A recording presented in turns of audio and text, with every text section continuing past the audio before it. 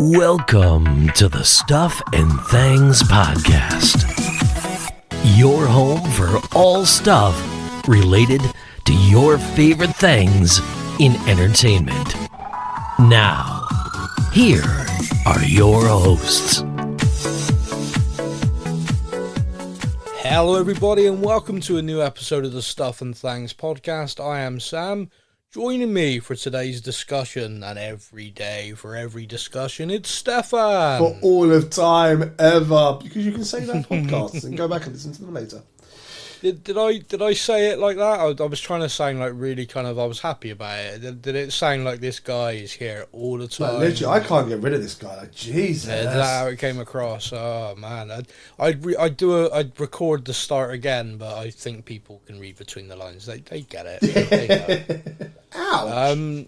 Yeah, so this is the continuation of the Stuff and Things Podcast 2.0, episode 12 or 012, depending on how it's written. This episode is one I've been kind of looking forward to because it's kind of there's a part to it which is kind of exciting, but the title of it roughly is like from gaming to TV, so like films and TV shows that were inspired by video games, computer games. Does that age me when I say video games? No, I think you're okay with video games. I think that's okay. Is that that's still not a too thing? old. Yeah. I mean, it's kind of strange. Now, what I like about this is it opens up this crazy ass door into like some really good quality television and some really good films. But it also opens the door into some real cringy stuff. Can you remember the first film you saw, and stick to film, that was inspired by a video game? Oh. If you need a moment, I'll do mine, because it's Do kind of yours. funny. Let me think back. So, around the same time, because I'm guessing rival studios were doing this, there was a Street Fighter film and an original, because I know there's been more since, Mortal Kombat film. Oh. And both of them are naff, cheesy. Like, neither of them are films that, like, stand the test of time. They're not like these epic films, right? But, what I would say, and it is a big but, they are both really quite classics, but for me, for very different reasons. Okay. The Street Fighter film, starring lots and lots of really well-known faces and Kylie Minogue, is so bad, it's amazing. Like, it is so naff. The storyline, the dialogue, it is so bad. But there's acting performances, like the guy playing M. Bison is Raul Julia, the late Raul Julia, who of course was Gomez Addams in the Addams Family movies. Oh, yeah. He is amazing in it, but he is clearly, like, there's certain people in it who are acting like, oh, here's my Oscar performance. Like it's not that kind of film, you know? Like, they're acting like they're kind of, you're not, this isn't it. Like, this, I'll tell you who's in it, but still looks the same. The Cavalry from Agents of S.H.I.E.L.D. I can never remember her real name. Yeah. But you know exactly what I mean. And she looks the same, yeah. by the way. But anyway, here is this film based on the video game Street Fighter. It is so bad. It's like, but the thing is, like, if you can find this, like, if you're listening, you've never seen it, and you're thinking, what the hell is this? Street Fighter came out December 23rd, 1994. 1994, and there we go. Worldwide box office of $99 million. Ain't bad for that. Like, seriously though, It's not. Considering Super Mario Bros. The original came out the year before and only took 38 million. Yeah, well, it's funny that the Super Mario Bros. From the year before, that was Bob Hoskins. I think so. Yeah. Yeah, that's the one that also sticks in my mind for just being so bad, like so bad. But the 90s, there's a lot of very good action films from the 90s. It kind of was the genre, this kind of Bruckheimer, lots of explosions, plot, who needs it? Guys with their shirts open, women in bikinis. It was just that was very off of 90s. So these video game adaptations, which weren't that, were kind of delightfully cheesy, if that makes sense. Yeah. But so if you find it, like if you've never seen this and you find it, this Street Fighter film from the 90s is painfully 90s. And I think everyone who watches it will get the same feeling I've described, which is, this is so awful, but I can't stop watching this. Like, I need one of those sort of movies. Yeah. Now, in contrast, in a different direction, you know, like Marvel and DC, when the guy Zack Snyder came into DC, he looked at what Marvel were doing, like really colourful, really like everything, and he was like, right, I can't mirror that. So I'm going to make it, like, really dark. Like, what I'm going to do with DC. Oh, yeah. Mortal Kombat was, like, this kind of darker version of the Street Fighter film. It had a bit more of a storyline to it. The characters were sort of a little bit better. But the one thing that the Mortal Kombat film had, which Street Fighter didn't, is I will stand up now and I will fight that the soundtrack is amazing. Like, the Mortal Kombat theme to that film is like a banging club track. that to this day, like, you hear it, like, Mortal Kombat, it is just awesome. Can't play it on the podcast. Get totally copyright struck. But find it. Like, just literally Mortal Kombat theme from the movie. And yeah, it is epic, and it kind of made the film, if that makes sense. Like, because you hear and it's like some real heavy metal tracks and stuff, like some crazy ass screaming, like music that I'd never listened to. Okay. But because of the context of the film and like the scenes, like these mad fight scenes and stuff, you're like, oh wow, okay, that's kind of crazy. Ooh. So anyway, that is my kind of introduction to video game to TV, and it was a bit cheesy, a bit naff, and the adaptations of those games were kind of like, okay, because Street Fighter and Mortal Kombat, I mean, it's beat-em-up games. Very much so, yeah. Really, yeah, there's lore, but there's not really storyline in the game, whereas games developed then, like on PCs and stuff like that, where you had full-on storylines, like you had full-on playable adventures and stuff. And so when adaptations, like the next phase, if you like, of adaptations, which came far later, you actually had like source material. You had like as if you were adapting a book, a comic, or anything. You actually had a kind of outline of a storyline that you were going to adapt. Which probably goes well in. So you asked me in my first one. I've had a little Google. Yeah. Found a good old Wikipedia search of, films based on video games. Yeah. It reckons the very first one was May the 28th, 1993, the Super Mario Bros., which we spoke about a minute ago. The next one out was Double Dragon, something I've never heard of. No. American martial arts film based on a video game with the same name. Oh, no, I knew it's basically like another beat 'em up. So that seems to be quite a bit of a theme, because it's in Street Fighter, Mortal Kombat Annihilation. So a little... But even so, like, there was 94, 95 for Mortal Kombat, 97 for the sequel. Yeah. 99 was Wing Commander. Yeah. Oh, wow, Wing Commander. Science fiction film loosely based on a video game by the same name. I love it. They're like, loosely based. By the way, when you say loosely based, I mean like it's the same name. Yeah, we've called it the same thing, but that's it. Then comes 2001, was probably my first one, which is the Lara Croft Tomb Raider. Mate, yes. With Angelina Jolie, isn't it? Yeah, Angelina Jolie. As Lara Croft. What did you think to that? Did you play Tomb Raider? I did. So when that film came out, because it's funny because there's so many examples of adaptations that I never played. But Tomb Raider is a game, because I had like the original PlayStation, and that was like the game that came with it. Oh yeah, everybody had Tomb Raider.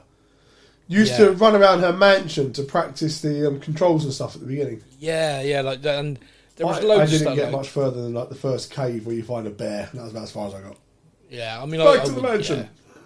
Yeah, I wasn't great at it, but it was a platform game. It was a fun game. Yeah. But that like I really liked that film. She did too, didn't she? There was that one and The Cradle of Life. Yeah, I quite like both of them. They were good films. Chris Barry is her butler, which was like divine casting. I liked it. Man, I'd completely forgotten that, like his video game adaptations. But yeah, they were actually pretty, like, because they were action adventure films. They were sort of, Indiana Jones, but a very, very hot woman instead. Exactly, and everyone always knows that, the triangles. The triangles? The triangles of Lara Croft, the cones. Triangles? No, I don't know. Not sure I know what you mean. Yeah. But they were good movies. The next one on the list is Resident Evil.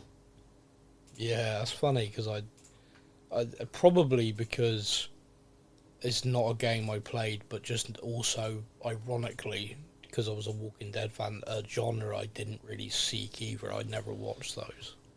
See, now I will tell you now, the Resident Evil movie, especially the first one, was incredible. Okay. That came out when I was 11. Yeah. So all I had seen at that age of Resident Evil was probably the first two games. My stepdad played them. So when he came along when I was 8, and he was like super, super cool because he had a PlayStation 1. Oh, yeah. And he would come round and he'd bring his PlayStation over. And that won me over, not gonna lie. Yeah. You're easy. Mum's got a new friend. He has a PlayStation, I don't care. It's fine. Yeah. And so I had seen him kind of play these games and stuff. Didn't know a massive amount about them, but knew of the games. I knew a few of the character names, that sort of thing. Yeah. The film came out. I was only 11, and I was told there is no way in hell you are watching this film. Yeah. Fair enough. I was probably about 13 or so before I actually watched it. Okay. And loved it. Such a good film. Well, that's good. I mean, it's just, that... I'm pretty sure by the time I watched that, the second one had already come out. Yeah, because, there's quite a few of them now. There's bloody loads of them now. Yeah. The first few, really good, and then it went a bit weird. Oh, well, that's... But then, in fairness, the games themselves... Now, I love the Resident Evil games. Yeah. However, they've kind of done the same thing. The first ones were amazing, and then they went really weird. Did you ever play Assassin's Creed? I have played many Assassin's Creed. That's a movie. Well, that was what I was about to say, because... I haven't seen it. It was a game... It's funny, because I know the game, and I know... The movie followed the game, like the guy being used to sort of go back in time, so to speak, into these different things. Because of the game, I always kind of wanted... I guess if I wanted a film or a TV series based on it, I kind of wanted it to be period. Like, I would like that whole sci-fi aspect of it. Like, I wanted it to be dropped. And I guess I just couldn't get past it. But I know a lot of people who love the games really like the film. Do you know what? In complete honesty with you, I am incredibly similar in the sense of I love playing the games when you're kind of in that time zone and doing that thing. But then you keep having these weird scenes where you jump back to modern day, and I'm like, I don't care. I really don't care about modern day. Actually, I just want to be jumping around pyramids or. Yeah. One of my favourite ones is Black Flag. You're a pirate. Yeah. And you're doing all this really cool pirate stuff, and then you wake up and there's a woman next to you going, "Oh, what did you see? What happened?" Oh, and I'm like, I don't care. Pirate boat. Back to it. Come on. Yeah, and also how unrealistic is it? Like, you're a video game player and you've got a woman next to you. Not likely. Ouch! I felt that one. But yeah, so I kind of like that. So I guess there were certain games I played, and when I think that was the last one that I played that I then saw the adaptation of, and was just kind of like, oh, I'd have done it differently, but that's what it is. The thing that's happened with modern television and the way streaming and stuff is not so much like, not every studio now is, if they adapt something, do they immediately think movie. A lot of them look at it and go, oh, there's possibly a TV series there for our streaming service. Yeah. And there's been some over the most recent years. One of the ones that I think broke the kind of broke the mold and kind of moved away from just video game fans watching it was The Last of Us. The Last of Us Season 1 became a global phenomenon, the TV series. It was incredible. So many people watched it, like millions and millions and millions of people watched it. It cemented who was already having a good time in Pedro Pascal. It kind of really cemented him as the guy.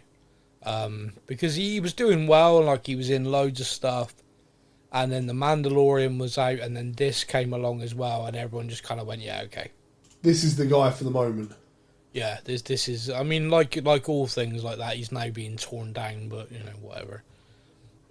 Yeah, so he came along, the young actress, who, of course, was in Game of Thrones, and her name is completely... Bella Ramsey.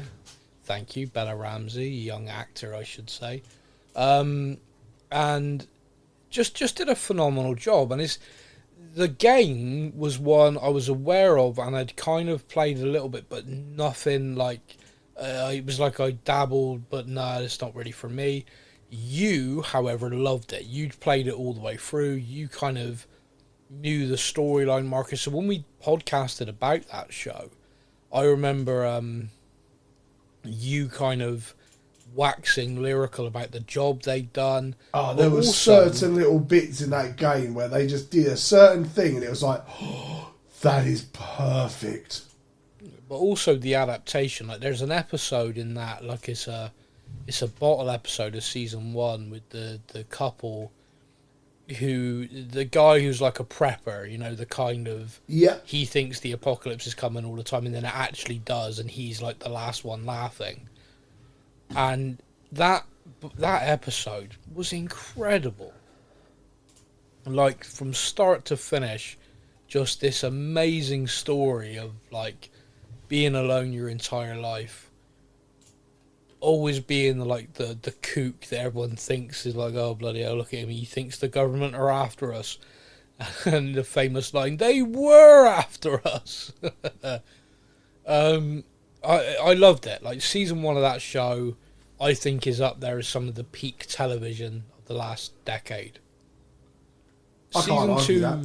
Season 2 greatly disappointed me, and I think there's 2 major reasons for that. One is, I don't think they got the adaptation correct, and even though I don't play the game, I knew enough about it because people talked about it all the time. I don't even think they played the game or even watched someone do a game run through. And 2, there's too big a gap between the 2 seasons. It's an ongoing problem with TV and streaming. It's a separate conversation, but season 2 didn't live up to the expectations I had set by season 1. I think that's the fairest way I can put it. Yeah. But that show, from a point of view of a video game adaptation, it was huge, like absolutely monstrous. Now, by a kind of like a side to that is a little bit before that, there was a TV show launched on a streamer, Paramount Plus, called Halo. Yes. Based on a very popular game. Now, I will be honest with you. Yes. I have not seen Halo. Have you played the game? I have played the games, and I have loved the games. So, I started off as a PlayStation kid. And then at the age of, I'm going to say 12 maybe? Yeah. I was brought an Xbox and that was mine. You know, there was a PlayStation. Might have even had a PlayStation 2 in the house, but it was kind of like mine, my siblings, my stepdad's. It was everyone's. And then for one birthday, I got an Xbox, and it was mine. And you know, it was allowed in my room with my TV, and it was amazing. And I look back now and laugh because that TV probably weighed about 30 stone. It was a huge thing, you know. Yeah. Went back as far as it did wide, you know.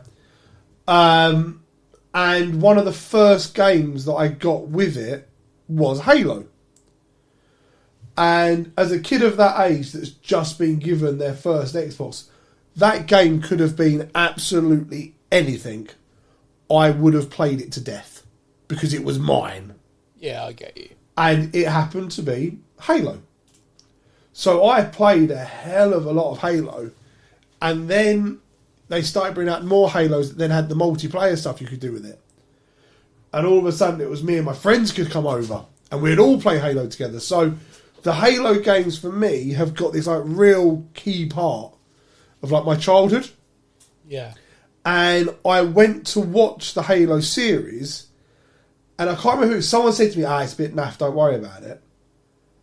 And it was real silly because normally that wouldn't sway me at all. Yeah. It's a bit naff, don't worry.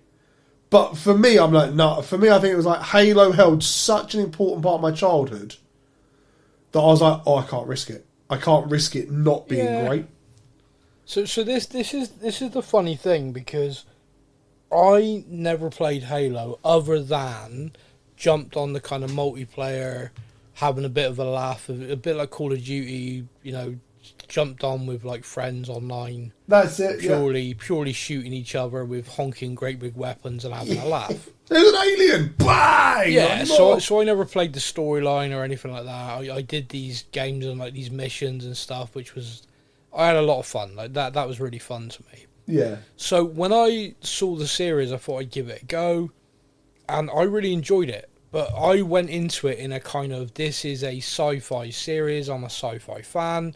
I wasn't with any kind of expectations of storyline, really. I wasn't kind of...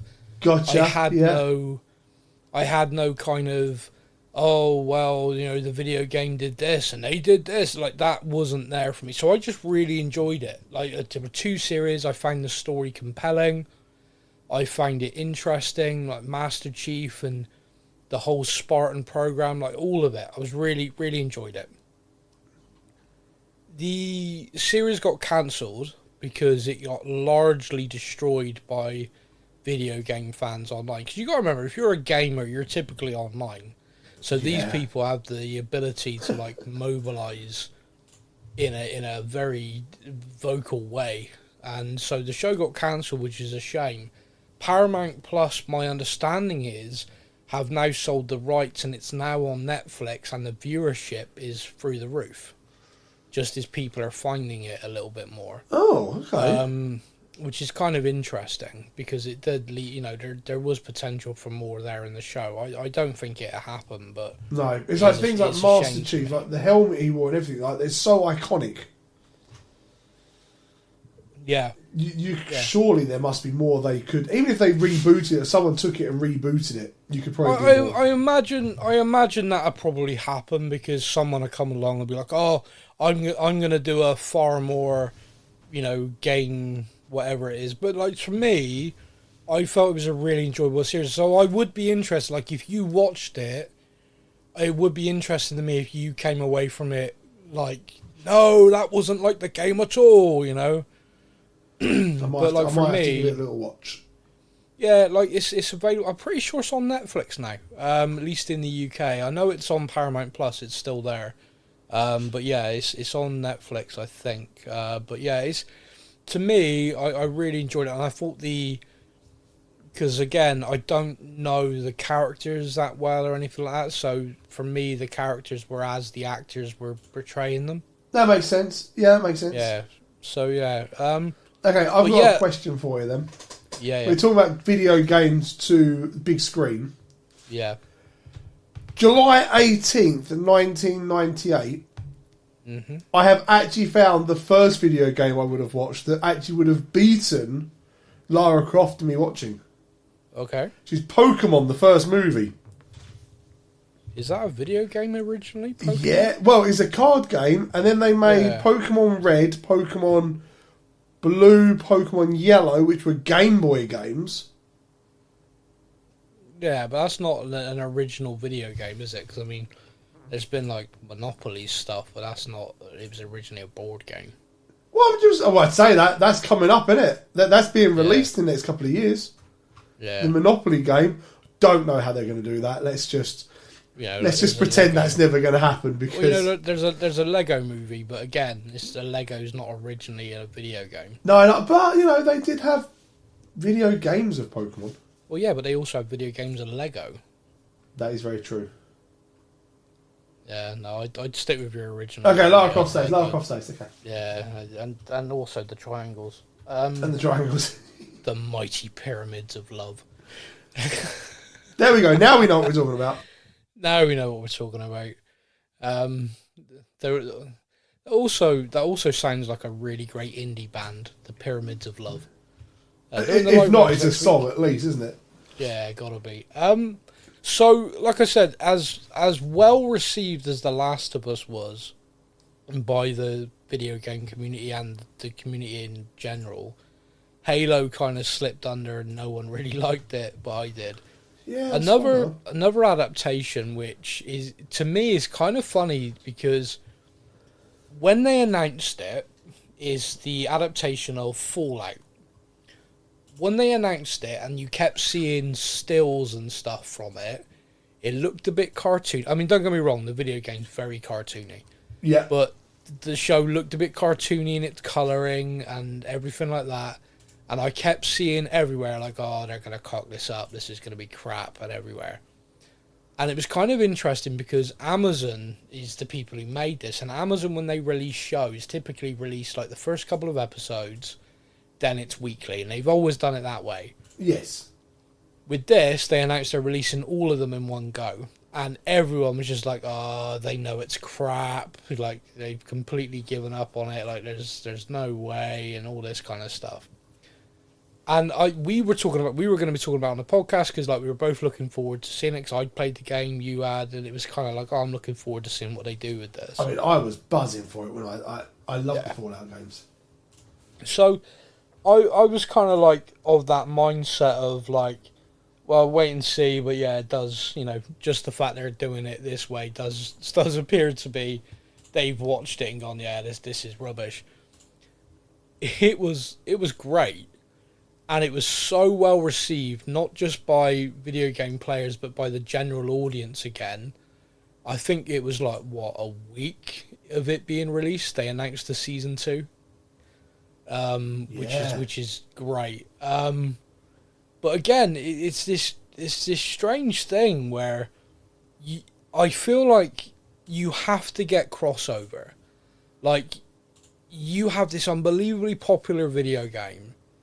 You can make a TV series or a film, and those people who play the game come and watch it, you'll kind of break even. But you need, like, for it to be a success, it needs to go beyond that. And it kind of makes me think a little bit like just the example of stuff me and you talked about in the past, like with Star Wars fans, with certain shows that have come out. Yeah. Where a group of those fans who are ridiculously vocal got an advanced screening and destroyed it. Like, absolutely ripped one of these shows apart. And so from the minute people sat down to watch it, they had in their heads, oh, this is crap. Everyone tells me this Everyone's is crap. already told me this is crap. I have no one bothering. Well, it becomes a self-fulfilling prophecy, doesn't it? Like, if you go into anything expecting rubbish, you're kind of going to find that. And I remember me and you talking about it, and we went into it with these kind of, oh, God, this episode, because... it was the whole woke thing. Oh, yeah, someone kicked off online with like millions of followers about, this episode's got woke written all over it. Yeah. And we went into it going, look for the pride flag, or... Yeah, well, we are. We were watching it like expecting some sort of rainbow Jedi who identifies as they, them, like, and we're watching it and we're like, okay, when's the woke stuff? Like, when's Yeah, When's all this stuff going to kick in? Any second now, there's going to be something really crazy, but no. And so that, it kind of reminds me of this, because I think with the video game community, because they are such an online community, they can make or break a project really quickly. So if you're doing an adaptation, I feel like you need to reach beyond them, regardless. Like, yeah, of course you want them to enjoy it because they're your fan base. But you kind of need to appeal, like, it needs to open up more. You need to not make everything so ridiculously game orientated that unless you've played the game, it doesn't make sense. You need to open it up more. And I felt Fallout really did that. It kind of told the story in a kind of really clever way, and sort of the character being so clueless to being outside the vault led to everything needing to be explained to her, which led to the audience getting the explanation. You know what I mean? Yes. So yeah, I really enjoyed it. I thought it was really well done, and it was really well received. Like, I was similar. So I had played the game, so I knew what I expected in my head. Yeah. What I had in reality wasn't what I was expecting. No. However, as an overall show, at the beginning, I know there was points where I wasn't overly impressed. Yeah. And I was more interested in what was going on inside the vault than outside the vault. But by the end of the series, it left me with that whole, ooh, okay, waiting for season 2. Well, I think it. I feel like that's done a job then. If you're ready for season 2, you've done a right job. I think what it did as well is I think it kind of told a story by, like I said, it had to bring other people in. Like, you were, like, I know all this. Like, do you know what I mean? Like, I know this. I know how the world this. I know how it got to this day. I know this. But a general audience didn't. Yeah. So by the end of the series, like you're talking about, like, I want to know what's going on in the vaults. I want to know what this. It kind of arced back, like, on itself. Like, kind of like, we're telling this story. We're bringing everything in. And so by the end of the first season, it was like, holy shit, that guy did this. Like, that guy's been alive this whole time. You know, do you know what I mean? It was like, it had so much to it. And you're like, oh, so some of these vaults are just straight up experiments and are fucked up. Yeah. like, some of this stuff is, oh my God. Oh, damn. Yeah. Yeah. Now, I think because of the way TV and everything works now, they are all looking for the next IP that makes them serious money. Whether it's movies and the box office results, hoping to build a franchise, or whether it's a streaming platform looking to create something on it which gets them subscribers and views and everything. Monopoly is not the one, people. Yeah.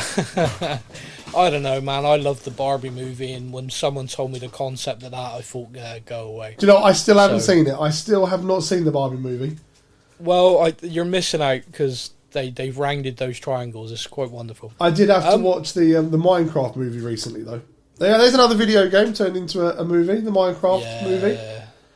So that, for me, no appeal whatsoever. No, not really for myself. I've played the game with my boy because he loves it. And, that was the question, because obviously some of the stuff isn't aimed at me and thee. Did the boy like it? He absolutely loved it, and we were lucky enough to go and see the movie when it first came out. Yeah. Like, I took him out. He finished school. I picked him up from school and took him straight to the cinema. He had no idea what was going on. Very nice. And we got there. We managed to watch it before all this absolute crazy, like, viral crap they started doing in the cinema happened. Oh, well, that's good, because we got some really cheering and people getting overexcited at certain things, and me sitting there going, I've played the game and I have no idea what that's a reference to. No. And we kind of leave, and I'm asking my 7-year-old, why did they cheer at that? Oh, no, he's a YouTuber that plays the game. And I'm like, oh, sorry. Okay. You know. Yeah. But he absolutely loved it. For me, there was a few bits in it that kind of make you laugh. Yeah. You know, there's a few little jokes that are put in for the adults, because I like a film that is made for children, but at the same time, they understand that there has to be a parent sat with them. Yeah, it's layered, yeah. We saw, for his birthday, we saw the Pikachu movie. Yeah. And again, Ryan Reynolds made film, so you know in that film there are enough jokes to keep the adults going, I get that one. Yeah. You know, he sets a Mr. Mime on fire by miming it and then accidentally drops a fake lighter. You know... Mate, you're just talking another language to me right now. So. I know, that's fair enough. But I don't mind movies like that. But it wasn't for me, that's for sure. I'm also having a little look through. Did you ever see the Silent Hill movie? No, it's not anything that's on my radar. No, I should have actually guessed that one. Hitman. Oh, there's another one. Have you seen the original Hitman movies? Now, that's a game I loved and a movie I quite liked. No, again, not a game I was aware of, so not even aware of the film, to be honest. Hitman, that's a film I recommend to watch. That's a good film. Okay. Although it has got a Rotten Tomato score on here, apparently, of... When I just saw it. 16%! Ouch. Highly rated, then. I mean, Doom. Yeah, I mean, I wasn't even going to talk about that. The original in 2005 has a score of 18%, so that wasn't good either. That stars The Rock, from memory. It was not good. 1 second. No, oh yeah, it was, and The Rock, yeah, back in 2005. Wow. Yeah, it wasn't good. No, had Carl Urban in it as well. Yeah, a bit of Bully Butcher's in it. I mean, he's in loads of stuff. Yeah. So the next part I want to talk about is the fact that studios are constantly looking for IP. So video games are suddenly, because a few of them have done so well on the screen, are suddenly being really looked at, like, sort of thing. And recently a studio has paid a lot of money to buy the IP, to buy the ability to make games from Call of Duty. Yes. Now, I'm interested to know what you think about this, because Call of Duty, as a video game franchise, has some quite exceptional kind of characters and potential for an interesting kind of series, perhaps. But how would you go about, like, because there are so many, like, special forces kind of TV shows and films, like, literally, there's, like, SAS TV shows, there's Navy SEALs TV shows, like Delta Force TV shows. Yeah, there's a lot, films. Isn't there? Yeah.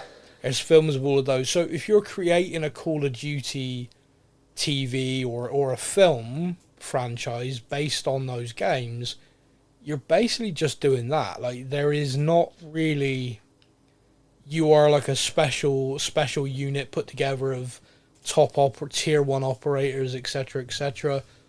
Or do you try and do something completely different? Try and do something rogue? I don't know. Like, I'm kind of unsure. Call of Duty is a difficult one because they could go all the way back to, like, the original game set in the World Wars. Yeah. And for me, they were the best. They were the best Call of Duties. Well, I mean, like, I absolutely loved the first 3 original Call of Duties. I thought they were incredible games. What then happened was they started making the Black Ops. Yeah, and Modern Warfare. And I remember jokingly playing one of the games and just being like, this isn't me at all. Like, what are they going to do next? Are we going to be in bloody outer space or something? This is ridiculous. Yeah. And then the next game came out, and in the trailer, you're on a space station. I was like, oh, Jesus, I was joking. Yeah. Like, what is going on? And I've come away from Call of Duty. I played, let's say, the original ones where they were based on the wars and stuff. I thought they were phenomenal games. And I wonder, if you're going to make Call of Duty content, what one of the games they're going to use? They're going to use Black Ops? Are they going to use Modern Warfare? Are they going to use the originals? Well, this is what I mean. There is a massive kind of thing there that you could do. You could do like an anthology series, like following through different conflicts, theatres of war. But again, it's kind of all been done. Like, war as a genre for film and TV is pretty well populated. You're not going to run out of movies to watch if you type in war theme, are you? No, exactly. So what is going to be what's going to make this Call of Duty? What is going to make it better and stand out, or what is going to make it unique, which is completely separate to just like every other tier 1 operator movie or film. So it's been purchased by a lot of money, so someone is going to be doing something with it. It's going to be interesting what comes of that. I mean, whatever it is, I'm going to check it out because it was a game I liked. We had a lot of fun on that during the good old lockdown days and stuff. Yeah, during lockdown, yeah. Warzone came along. I mean, I still think they did it on purpose. I think they unleashed COVID, so everyone had to play Warzone. I mean, Warzone could be a good film. Well, 150 random people thrown on an island, one can get off. But again, I mean, that's been done. Yeah. Like, yeah, I mean, there's loads of options with it. Like, you've got loads of different scenarios, but it's what you want to build. Like, do you want to build a film franchise? Do you want to build a one-off film? Do you want to build a TV? Like, where do you want to go with it? I mean, that you could do different things. Like you just said then, like a film of, like, the island, like Rebirth Island or whatever, just a fight non-stop, like all these people dropped on it for whatever reason. That could work as a standalone film. But then you've got the possibility of like doing adaptations of the different genres and times for TV. I don't know. It's going to be interesting, but that has been purchased. Like, that is a video game that a studio has snapped up now. It's like a big money deal.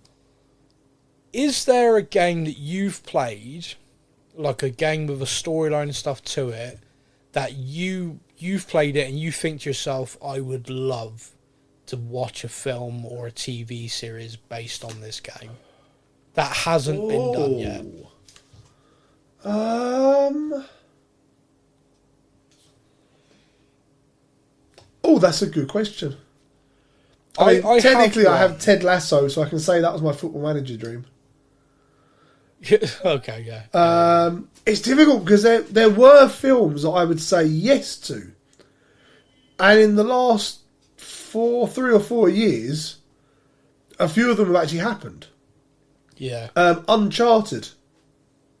Yeah, really enjoyed that. Incredible game, really good movie, and I was like, oh, okay, that worked.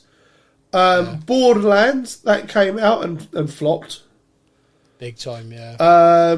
Until Dawn, that was an amazing game that came out earlier this year, I believe. I haven't actually seen the movie, but that came out. I'll tell you another TV series based on a game, Twisted Metal. That's another Paramount Plus original, and that is crazy. Twisted Metal, I don't know that one. Yeah. It's a video game where you're basically driving between, like, post-apocalyptic world, mega cities, and you're, like, driving between them. And the game kind of picks up on that. Stars Anthony Mackie. Oh, okay. And the lady from Brooklyn Nine-Nine, who was also, like, she was Rosa Diaz, I can't think of her name. Ah, the lead singer from Encanto. Yeah, yeah. My daughter's favourite the lead film singer from I Encanto. Can quote you almost the entire damn film. Stephanie Bertries, something like that. I'm sorry, I'm so rubbish with names at the moment. But yeah, she's in it. Like, it's really good. Like, it's so crazy. Like, it is crazy. But I've never played the game, so I just sort of, I'll give this a go. And just like, oh my god, this is mad. Yeah. Yeah. So, but apparently it's very good. Like, people really like that adaptation. But the one from me, like, because I don't, probably because it's an age thing. Like, I like to be able to pick up a game, play it, put it down again. Like, I don't like this modern gaming thing of, right, you've bought the game, it's £50. Now you have to download this to go with it, and you have to keep downloading it or the game won't work. And you have to, like, constantly do these updates because we launched the game a good year before we really finished it. And every now and again you're going to need to buy something else to go with it. It's like, oh, fuck's sake, I just want to, like, just let me play the game. I just want to play a game, you know? Like, but the one game, and there's two, is Red Dead Redemption and the sequel. They would be incredible movies, they could be. Yeah, I genuinely think... Would I want that as a movie, or would I want that as like an 8-part series? that's. I mean, that'd be for someone to kind of work out. But like, there is a storyline that runs through the first one. There's a storyline that runs through the second one. You could adapt like so much as a series or as a film, but don't get me wrong, there are plenty of westerns out there like with war films. Yeah. But I do think as a genre, it's one of those that's been done to death, but at the same time can be quite fresh. That could be really good. Yeah. So that's the one. That's the kind of.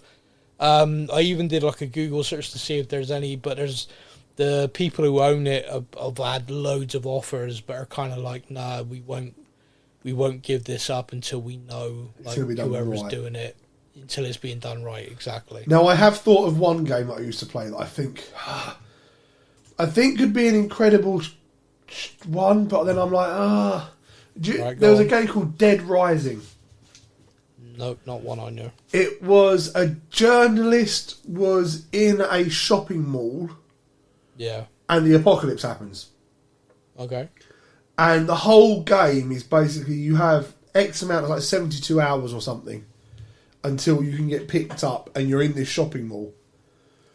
Yeah. But it was like hilarious because you could go into pretty much every store in the shopping mall and just use the most random stuff you can pick up as your weapons to survive. Okay. It was all about killing the most amount of zombies possible in the most fun way. So, you'd walk into a hardware store and pick up one of those like extendable hedge trimmers and just start swinging it around. Or run into a sports shop and start just launching cricket balls at zombies. Yeah. But I'm like, that could be quite a good survival film. And then I'm like, no, wait a minute. I'm pretty sure one of the original George Romero films was pretty much in a shopping mall. Yeah, probably. And I'm like, that might have been done as well. Another couple of things, like on this kind of genre, there's been a couple of things that have been done. So like there's a film called Pixels starring Adam Sandler. What a movie. Which is like not a video game adaptation, but is a movie, sorry, where the whole premise is that video games from the 80s like were beamed out into space, aliens saw it, thought, okay, you're challenging us to a fight, and they then recreated using their technology all of these 80s video games that attack Earth. Yes. And so the only people who can protect Earth are like these 80s video game nerds. It's such a silly premise. It was great. It was one of those movies that was so crap it was great. It's really enjoyable. It's like the premise is dumb, but the acting in it's like when you've got a dumb premise, you need the cast to be kind of on board. Like, everything they're doing is kind of like a nod and a wink to the audience. Like, we all know this is silly, but enjoy it. Yes. Kind of Adam Sandler's wheelhouse, that.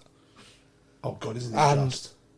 And so that was really, really enjoyable. But the other one, which is not an adaptation, but video game oriented and done really well, it went really, really well, is Free Guy.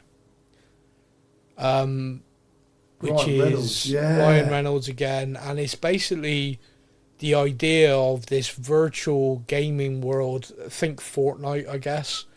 And everyone can play in this game. And I think it was based more on the old the GTA Online sort of thing. Yeah, I think so, yeah. But it's just kind of like in that kind of where people are very loud, very brash, and the idea is that you're following these NPCs, non-playable characters, and they're sort of sentient. They're like, this whole madness is going on around them every day.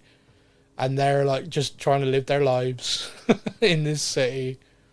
So another break-in at the bank. All right, we know how it goes. Yeah, literally, they're a bank security guard, and they just like surrender and hold their hands up every 10 minutes. Like, I only got booted in the face twice today. Wow, what a good day! Have a great day. So, it really enjoyable, really kind of fun adaptation, and it's led to like a lot of very interesting concepts being thing. And I mentioned this to you recently because I found this when I was doing research for this show.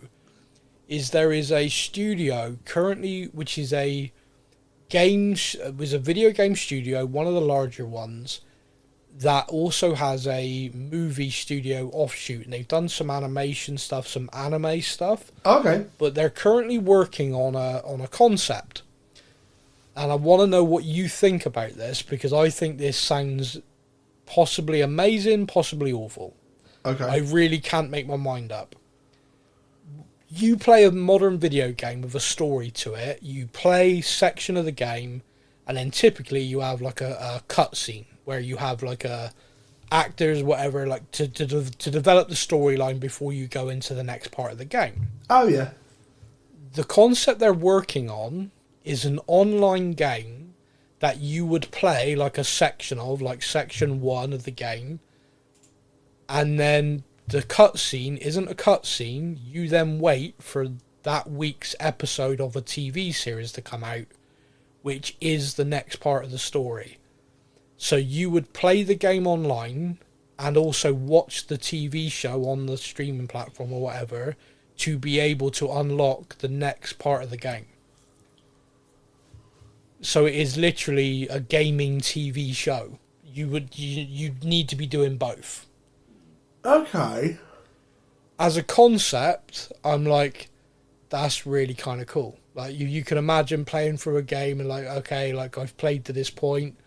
Like this week's episode's coming out. See, because games come out in seasons nowadays. Like you get, the game 1, then the sequel comes out a year or two later or whatever. Oh yeah. So you play it. So you could do it with like a TV show, like 10 episodes.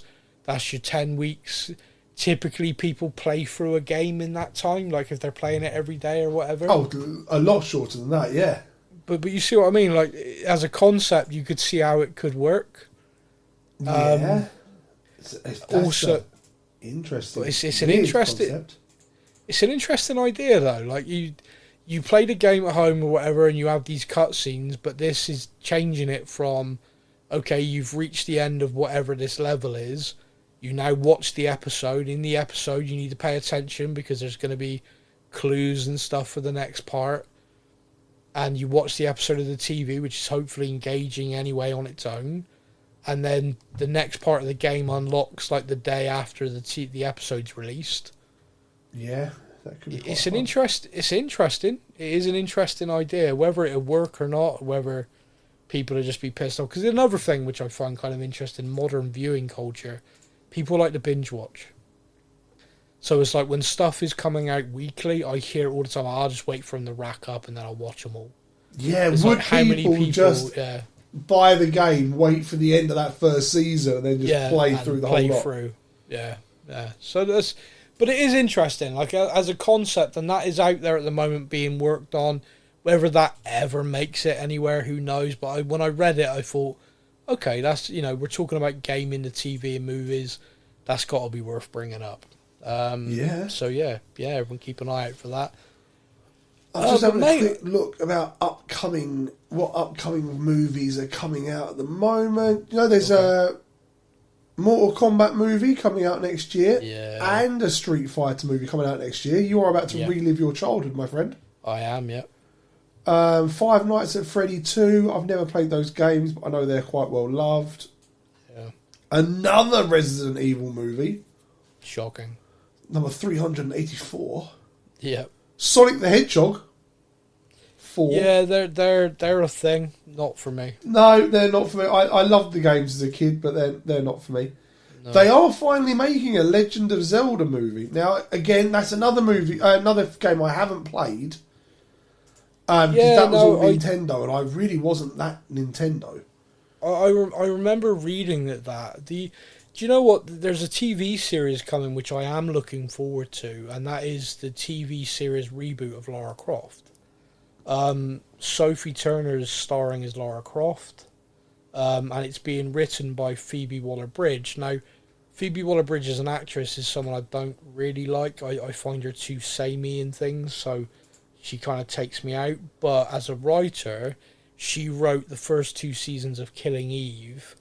And when she left that series, it is really noticeable, the drop off. Yeah. So if she brings that level of writing to this, And apparently the reason why she's involved is like she was a massive fan of the game, which is always encouraging.